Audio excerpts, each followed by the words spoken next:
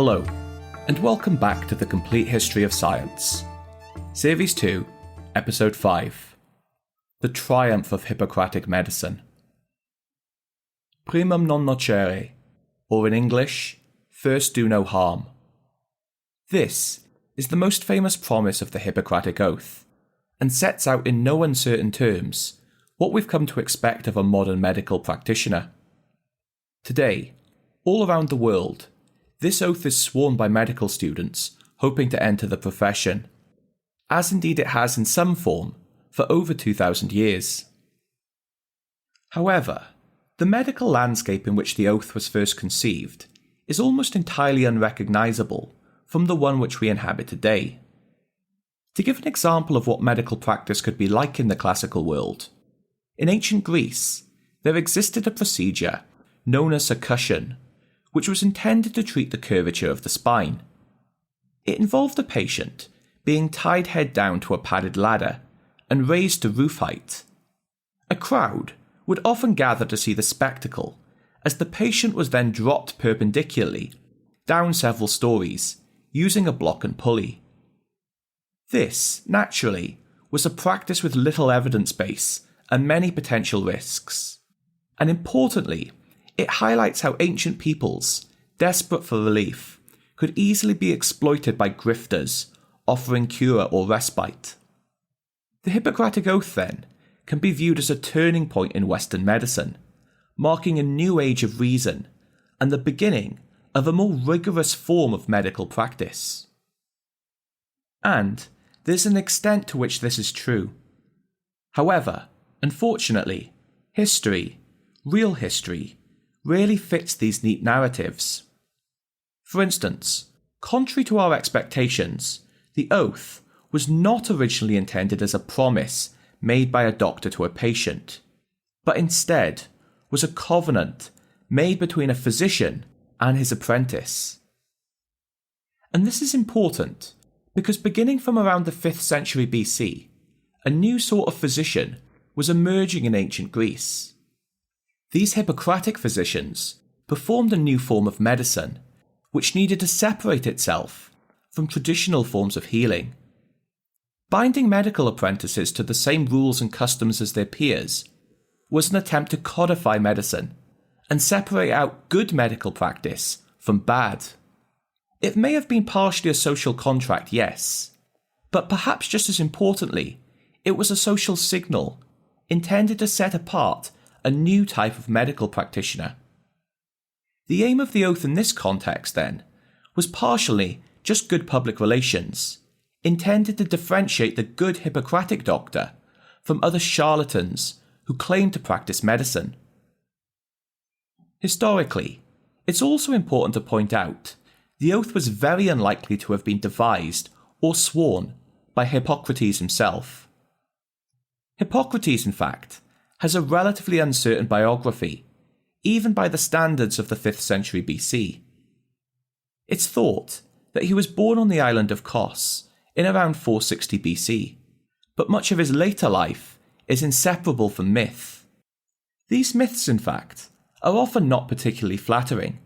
For example, one biographer accuses Hippocrates of burning the library at Kos to eliminate any medical rivals. Another suggests that he plagiarized the prescriptions of the legendary figure Asclepius before destroying his temple and claiming clinical medicine as his own invention. Modern historians sensibly treat stories of Hippocrates' life with suspicion, and some have gone further, doubting his existence as a historical figure. In summary, then, there's no good historical evidence which links Hippocrates to the oath. And the same is true for the vast body of medical literature which is also attributed to him. Nevertheless, regardless of authorship, these texts, known collectively as the Hippocratic corpus, survive largely intact. And together, they give us a clear picture of the new medical practice which appeared in ancient Greece between the 5th and 3rd century BC. In total, there are around 60 books in the Hippocratic corpus, all written in Ionic Greek. More than likely, these works would have had many different authors, and their books were only collected retrospectively. If we were to browse them, we could easily point to many specific instances where they conflict or outright contradict. But, nevertheless, what they share is a common approach to medicine. A significant part of these works is aimed at the emerging band of Hippocratic doctors who were springing up in ancient Greece, and they deal with the practical aspects of medicine. For example, there's much advice on dealing with the clinical side of medicine, such as diagnosis and prognosis. Without the benefit of the analytical laboratory, physicians were expected to rely on their senses, including smell and taste, to diagnose patients. These examinations first looked at the face, eyes, and hands, before looking for other symptoms such as coughing, sneezing, flatulence, pustules, or lesions. These works stress that a large part of becoming a Hippocratic physician was in recognizing these symptoms and identifying the disease. But perhaps just as important was prognosis, which meant predicting the course a particular disease would take. The texts stress that this was a key element which the Hippocratic physician must master, because it allowed him to establish his credentials with the patient and their relatives. If the patient was treated and survived, the doctor, of course, would gain credit. But if the patient died, it also allowed him a strong defense against malpractice, having already predicted the course the disease would follow. However, from the perspective of the history of science, diagnosis and prognosis are not necessarily what is important in marking out this new Hippocratic medicine. As we discussed last week, the Egyptian priest-physicians performed diagnosis and prognosis in much the same way. And though the Hippocratic physicians may have been particularly skillful in this endeavour, it's not possible to argue that this was truly something new. But there was something new to be found in these works. One obvious point is that the Hippocratic doctors never claimed to be priests as well. The literature demonstrates that while they weren't necessarily irreligious, they did reject divine intervention as a basis for the cause of or treatment of disease. An example of this approach is evident in the Hippocratic text, known as the Sacred Disease, which discussed epilepsy. In the ancient world, there was much stigma attached to epilepsy, and it was commonly ascribed to punishment by the gods. However, the author of the Sacred Disease argues that epilepsy was no different from any other disease and should be treated as such. Instead, the author looks for material causes and argues that epilepsy is triggered by the buildup of phlegm in the brain cavity. He even offers some evidence as justification, observing that during a dissection of a supposedly epileptic goat, he found the skull contained what he called foul water. However, what I think is truly new is not necessarily the lack of religion, but something more fundamental. Crucially, texts like the Sacred Disease were making an argument for the causes of disease. Earlier medical writings, such as those from ancient Egypt, usually took the form of lists of ailments, together with corresponding treatments and rituals. These works were pragmatic, relying on past experience of what had seemed to work. But they also lacked any discussion of the causes of disease. In contrast, central to the Hippocratic corpus is an investigation into what it means to be healthy and what are the causes of disease. The most famous of these new theories of disease was outlined in the Hippocratic text known as On the Nature of Man. This put forward a very influential theory of disease, which would become one of the most important ideas in Western medicine for the next millennia. On the Nature of Man argued that disease was caused by an imbalance of the so-called four humours. These four humours were the bodily fluids blood, phlegm, yellow bile, and black bile. which according to this theory should exist in the correct proportion in the body. This idea is reminiscent of the work of the philosopher Alcmaeon, who, as we mentioned in the last episode, viewed health as the state of balance, while pain occurs when there's either a deficiency or an excess. This theory of the four humours, however, was much more well developed. Each humour was thought to correspond to a particular climate, so phlegm was associated with cold and hence is prevalent in winter, while yellow bile is hot and more common in the summer. One Hippocratic work, known as the Epidemics, investigates the cause of various new fevers and hemorrhages suffered by the inhabitants of the islands of Thasos in the northern Aegean. The author attributes these conditions to changes in wind and rainfall which befell this island. This supposed link between climate and disease was very common in Hippocratic work, and hence one form of treatment was to move to a different climate to restore the natural balance of the humours. In fact, all treatments within this scheme can be seen as an attempt to restore the balance of these humours. Changes to diet or herbal remedies were often prescribed as treatment with this goal in mind. If, for example, a patient was diagnosed with a fever, and fever was linked to excess bile, precautions were issued against foodstuffs which supposedly produced bile. If we understand this idea, other suggested treatments, which at first may be difficult to comprehend, such as bloodletting or enemas, likewise seem a natural conclusion. The theory of the four humours, then, became the framework on which much diagnosis and treatment were built, and this was remarkably influential across the ancient and medieval world, persisting in some form until the advent of germ theory in the 19th century. Despite this, it's important to remember that the Hippocratic corpus was not a unified body of work. In reality, it was a collection of works which were written by very different authors over the course of 300 years, and, as we've mentioned, these authors were not necessarily unanimous in their ideas.